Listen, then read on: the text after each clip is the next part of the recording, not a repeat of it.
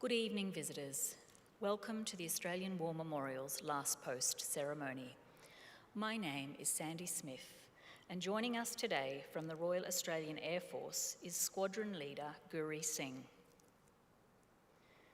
2026 marks 125 years of dedicated service by the Australian Army and its predecessors.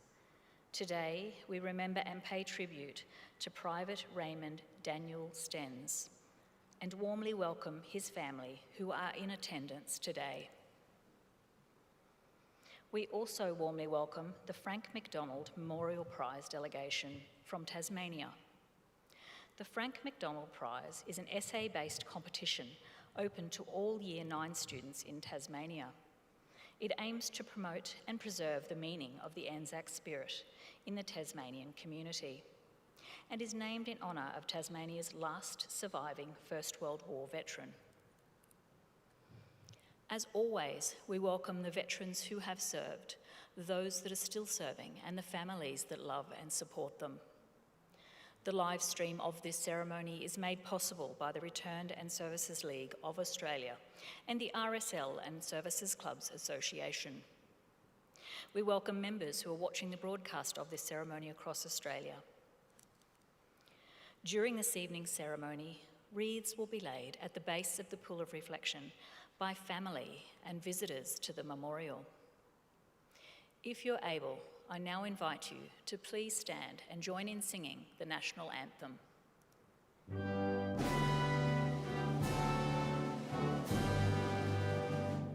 Australians, oh let us rejoice, for we are one and free. We've golden soil and wealth for toil. Our home is got by sea. Our land abounds in nature's gifts of beauty, rich and rare. In history's page, let every stage advance Australia fair. In joyful strains, then let us sing, advance Australia fair.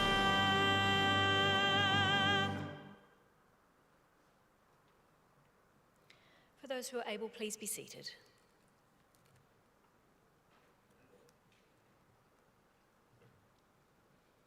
The Australian War Memorial was the vision of Charles Bean, Australia's First World War official historian.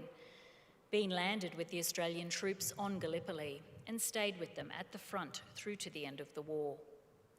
The idea of this national memorial and museum came to him at Pozières, France, in the depths of the bloody fighting of 1916.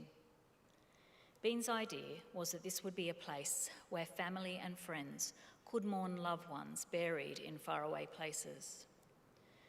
It would also be a place that could help all Australians understand what these men and women had endured and what they had done for us. Bean's vision, to which we remain true, is best expressed as inscribed in the entrance to the memorial's galleries. Here is their spirit, in the heart of the land they loved, and here we guard the record which they themselves made. Tonight, we'll read the story behind just one of those on the Roll of Honour, which lists the names of more than 103,000 men and women who have given their lives in war and in operations for more than a century. But first, we present a lament, Flowers of the Forest. Wreaths or floral tributes will now be laid at the base of the Pool of Reflection.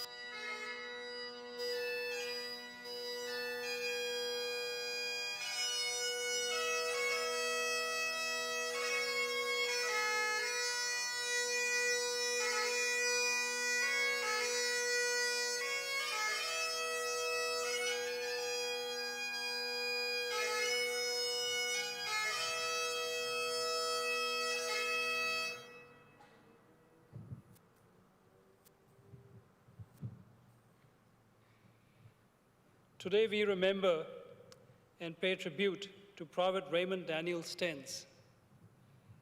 Raymond Stenz was born in 1895 to Henry and Catherine Stenz in Inverell, New South Wales.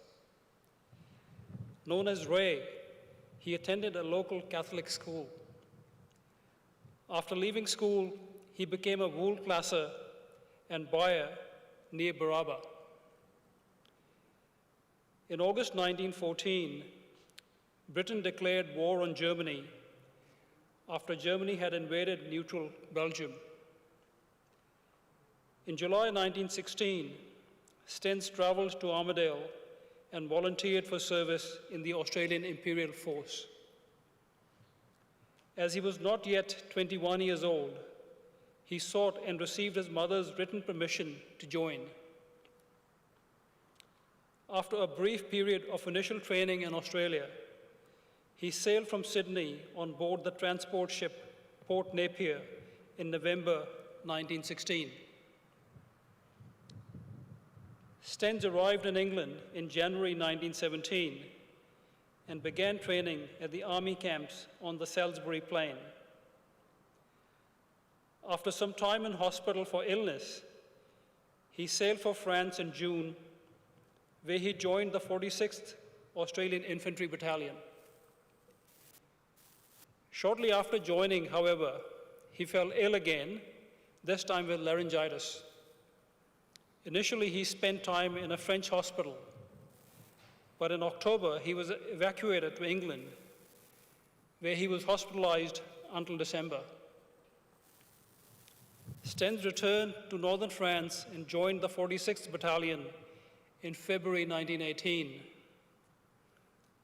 The unit entered the front line shortly after he arrived, and the men spent most of the month improving the trenches, reconnoitering enemy positions, and carrying out raids on the German trenches.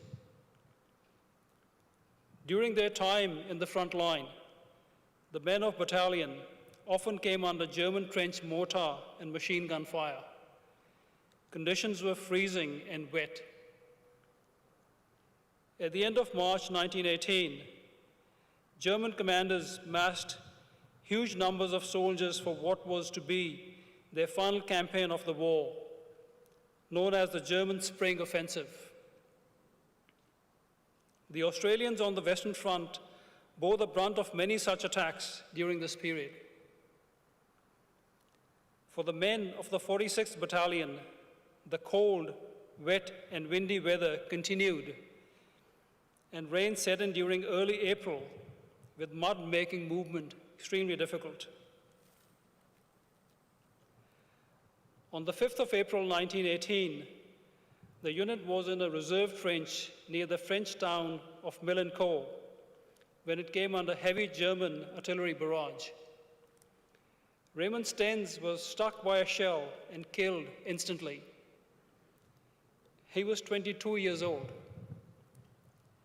Stenz was buried in Millencourt Communal Cemetery alongside the graves of 300 other Commonwealth First World War servicemen. His grieving mother chose the inscription for his headstone: "Far from those who loved him, in a hero's grave he lies." Ray Stenz's uncle also joined the AIF and also served in the 46th Battalion. Private Andrew Stenz traveled on the same ship to the front as Ray. He was wounded in action and returned to Australia in 1918. Private Raymond Daniel Stenz is listed on the Roll of Honour on my right, among almost 62,000 Australians who died while serving in the First World War. A photograph of his headstone is displayed today besides the pool of reflection. This is but one of many stories of service and sacrifice told here at the Australian War Memorial. We now remember Private Raymond Daniel Stenz, who gave his life for us, for our freedoms, and in the hope of a better world.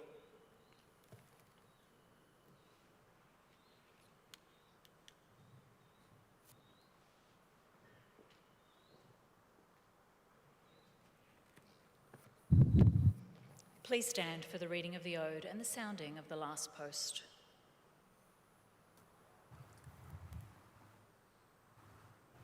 They shall grow not old, as we that are left grow old. Age shall not weary them, nor the years condemn. At the going down of the sun and in the morning, we will remember them. We will remember them.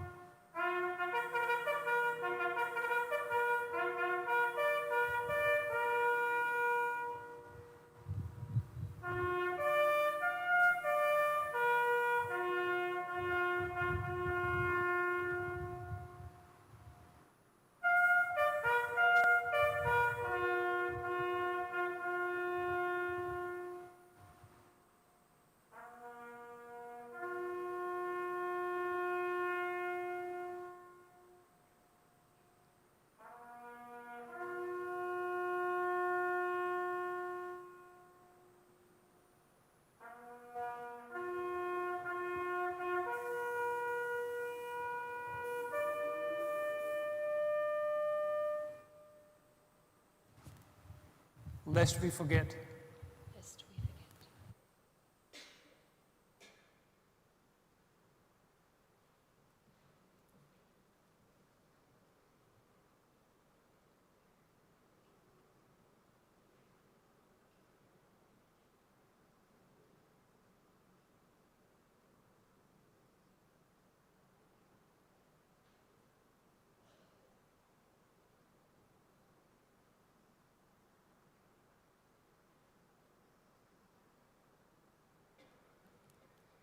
We leave you this evening with the words of the memorial's founder, Charles Bean. Many a man lying out there at Pozières or in the low scrub at Gallipoli with his poor, tired senses barely working through the fever of his brain has thought in his last moments, well, it's over. But in Australia, they will be proud of this. Ladies and gentlemen, girls and boys, that concludes the last post ceremony. On behalf of our director, staff and volunteers, thank you for visiting the Australian War Memorial today. We wish you all a very pleasant evening.